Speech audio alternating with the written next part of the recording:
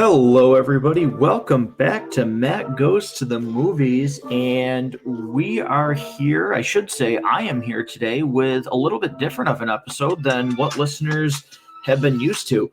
I am back solo again to talk about Batman Begins. And if you've been listening to the show lately, you know we were doing Mondays with Mando, which Rob was with me for every one of those episodes. And he was awesome help to do those, and it was super fun. And Harrison from the Basement Binge, for any listeners that are familiar with that show, he was on a couple times to help us with some episodes. And even in between that, Harris and I, for the Basement Binge, did a episode of Valerian and the City of a Thousand Planets. So kind of cool to be back solo here and talking about movies. A little bit weird, though, after I've done so many of them here with a partner or two. But what I'm here to talk about today is Batman Begins, which is my favorite movie of the Nolan trilogy. I think by far, in my opinion, it is the best Batman movie. Certainly better than The Dark Knight Rises, and I think it edges out The Dark Knight based on, to me, when you strip away Heath Ledger's performance from The Dark Knight, it's not as good of a movie as people give it credit for. Now, granted, his performance was absolutely astounding, but I'm not here to talk about that movie. I'm here to talk about Batman Begins, like I said. So, let's get into Batman Begins and why I think it's, to me, my favorite. Number one, we have to think about, too, that this movie came out essentially after Batman was thought to be a dead property. Nobody wanted to touch it. There was a lot of treatments in between the absolutely mangled Batman and Robin and this movie that we eventually got. There was, a lot of pitches, but the studio just didn't want to pick it up. They couldn't get directors to stay. And it was really a struggle to figure out when a Batman movie would come back to the theaters. That's how much damage Batman and Robin did to the reputation of Batman on the big screen. And then it was announced Christopher Nolan would be doing a year one type story for Batman Begins. And the buzz was insane. I remember buying a newspaper when this movie came out because there was like a 10-page article in the paper about Batman Begins because critics were saying this movie was so well done that Nolan has saved the Batman franchise. And let me tell you, as I said, this movie did not disappoint for me. I saw this movie 5 times in the theater because I just could not get enough of this movie. At the time, Christian Bale was such an amazing choice for Batman. I think in the later 2 movies, there was some flaws with his performance, but I thought he was incredibly convincing as Bruce Wayne in this movie, really intimidating as Batman. The costume design was fantastic. The real world applications of him using things for his Batsuit and pairing with Lucius Fox was very well done. I really like the grounded reality that Christopher Nolan put this universe into. And it really feels more so than any of the other Dark Knight movies that Christopher Nolan did, that this is a true Batman film. You see him putting together the suit. You see him training. You understand his double life where he does things as Bruce Wayne to keep people away from him so that people would think there's no way this guy could be Batman. He turns his back on Rachel, so to speak. He turns his back on friends. He has this great scene at the dinner party where he makes a toast just to get people out of the house so that he can confront Ra's al Ghul and make sure that nobody gets hurt.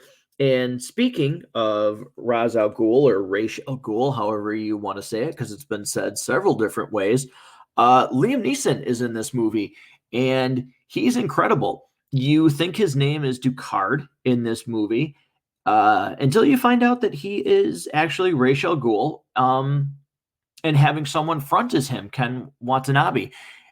And he is fantastic. He really feels like a mentor to Bruce in this. He trains him.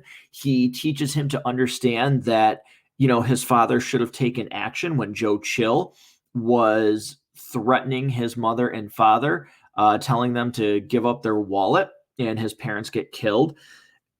And also, too, he tells him about his life and why he thinks that cruelty and injustice needs to be fought without hesitation. Um, Ra's al Ghul, you don't get a second chance. If you screw up once, that's it. And that's the way it should be. He really convinces me when he talks about once he had a great love and how he wasn't always up here in the mountains. That really hit to me. You understood why this guy harbored pain and why he had the mentality that he did. And again, it was, to me, really great that they brought it down again into reality. Anybody who's a fan of the comics understands Ra's al Ghul has the Lazarus Pit. But this just felt like a regular guy who, for as much time as he had on this planet, was going to make sure people who were evil paid for it. And I really liked it. Jim Gordon, Gary Oldman, man, that guy is fantastic. He's done so many great things. He was amazing as Commissioner Gordon. Great performance, really believable that he was trying to do the best he could. He has crooked cops all around him, even works with one, and he just tries to stay afloat. He doesn't lose sight of who he is. He tries to keep the peace, so to speak, and just do what's right by Gotham City.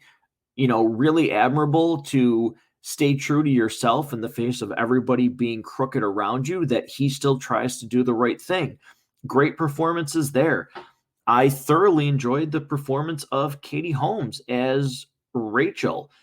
I thought she was way, way better in this movie than Maggie Gyllenhaal. I just don't understand anybody who thinks that performance was better in The Dark Knight.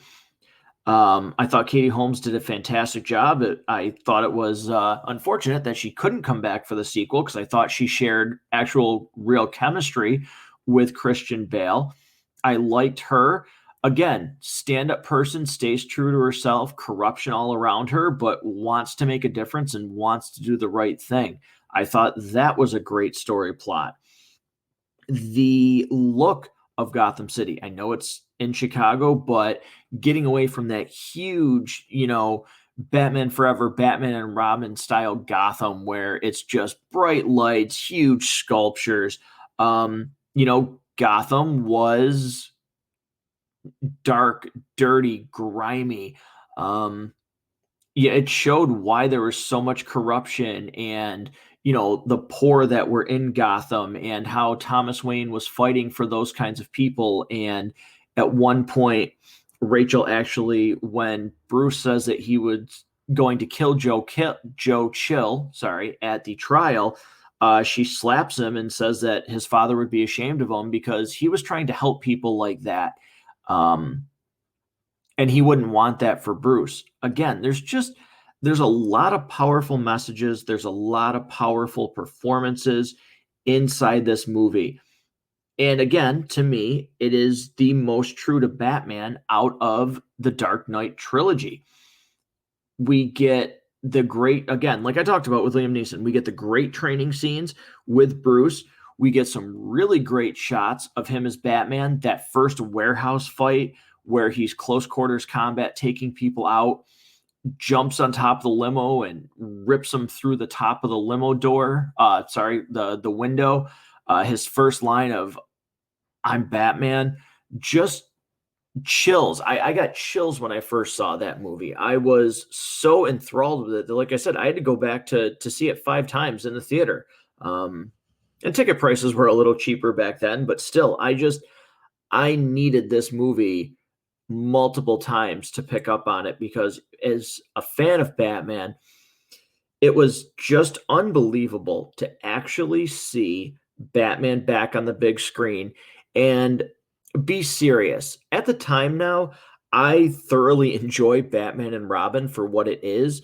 It's a dumpster fire, but I can throw that movie on and I absolutely have a blast with it. I laugh. uncontrollably at that movie, but that's not what I wanted from Batman. This is what I wanted from Batman. So to see this on screen again was absolutely incredible. And then to think about the premise of getting the Joker in the sequel, that ending rooftop scene where Gordon tells him, I never said thank you. And he says, you'll never have to, and just jumps off. That was the first time I was ever in a theater, part of an audience that clapped at the end of a movie. Everybody that I went and saw this movie with absolutely loved it.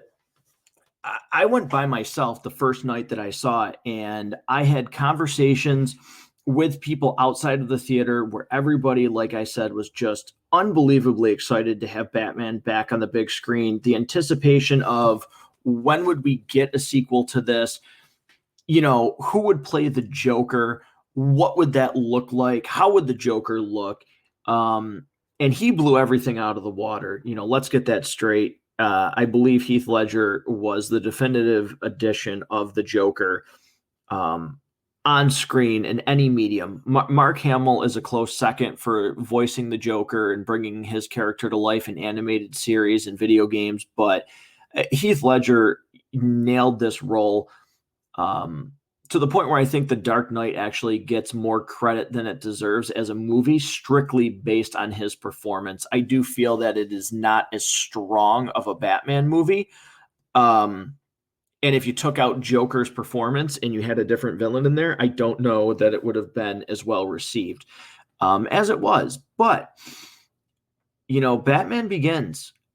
Again, my favorite movie out of the Dark Knight trilogy. Great Batman story. You see him with detective work. He's got a great relationship with Lucius Fox. Him, trying to piece together his bat suit. I love that. Where real tech, the Batmobile, getting things from the military that were not put into effect. They didn't want to spend money on it, and him utilizing real world technology in order to become this persona. And, last but not least, what I'd like to talk about is his relationship, and it spans all three movies, but his relationship with Alfred in this series, and in particular in this movie, is amazing. There are some really strong scenes in here. First, when Bruce comes back because Joe Chill is going to be on trial, and Bruce gets upset and says if he had his way, he'd tear this house down brick by brick. And Alfred really just puts him in his place and says, this house was built by your parents, and really gives him a lashing about what the history of that building means and what it should mean to him and what it means to Alfred to be able to have all these years to take care of this house and take care of the Waynes. Some really great moments there. Some, great moments towards the middle of the movie when Bruce comes back and Alfred's helping him become this Batman persona. At the end, when he saves him from Wayne Mansion burning down, and there's some, funny dialogue there where the building's burning down around them, but he says, what good are all those bloody push-ups if you can't lift a damn board? Their relationship, and Michael Caine, if anybody knows this guy and has seen anything he's in, he is a fantastic actor. He was such an amazing casting choice as Alfred.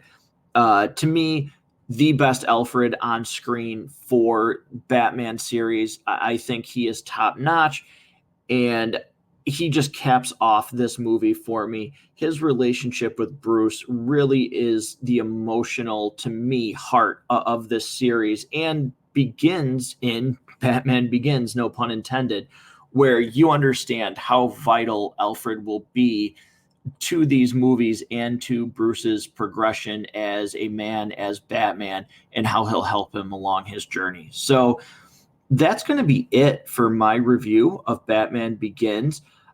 Looking forward to putting out a couple more episodes here coming up. I do have some recordings ready that we're just putting the finishing touches on. The reboot of Power Rangers, that one will be coming out soon. I also have a Skylines sci-fi trilogy review that will be hitting up this week. So really looking forward to bringing some new stuff, along with Rob and I will be back to do WandaVision and hoping to get Harrison on a couple of those episodes. So any listeners of this show, if you haven't yet from other episodes, give Harrison a listen too. He's really become a good friend of mine through podcasting. Love his show. And he's a really great dude. So if you haven't given any of his episodes a listen yet, check out The Basement Binge. I don't think you'll be disappointed, especially if you listen to this show.